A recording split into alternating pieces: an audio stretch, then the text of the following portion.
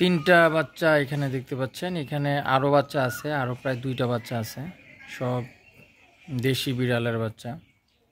Already 2টা বড় বিড়াল আছে। বড় বিড়ালগুলা প্রতি বছরই মোটামুটিভাবে 4-5টা করে বাচ্চা দেয়, আরও বেশি বাচ্চা দেয়। মোটামুটি ভরপুর আমার বাসা বিড়ালের বাচ্চা দেয়া, দেশি বিড়ালের বাচ্চা দেয়া।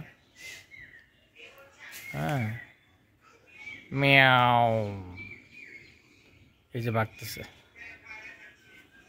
একটা সুবিধা অবশ্য যে ইঁদুর থাকে না। যদি আপনার বিড়াল 3-4টা থাকে বাসায়, তাহলে মোটামুটি ইঁদুরের অবস্থা টাইট। এই যে ভাগতেছে এখন। ঠিক আছে, কোনো ডিস্টার্ব করবো না। ওকে, তোমরা তোমাদের মতো থাকো।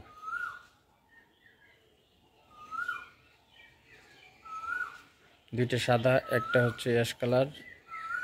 এই যে মাটাও দেখতে পাচ্ছেন, খুব ক্রেজি হয়ে তাকায় রয়েছে আমার দিকে। ম্যাও,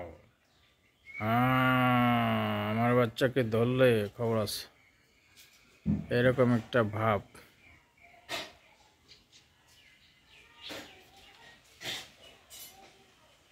তবে সাদা বাচ্চাটা খুব সুন্দর।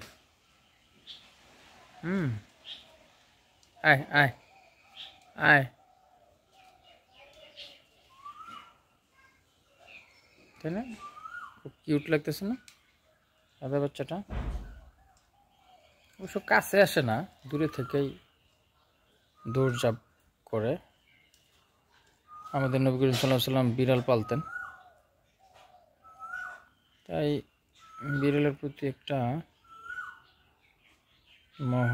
আমার 2 বাচ্চা তো ব্যাস বিড়াল বলতে অস্থির।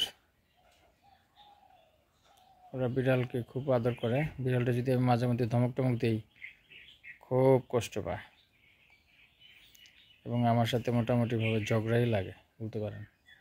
আয় আয় আয় আয়, মেও, আয় বিল্লি, বিল্লি আসো,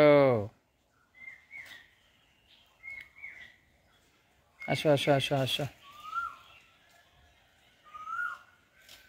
কি সুন্দর খেলতেছে।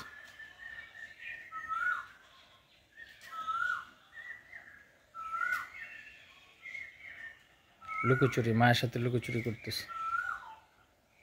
আসো আসো আসো। বাবা খুব তৎপর। একটু সাউন্ড হলে এদিকে তাকায়। মিয়াও।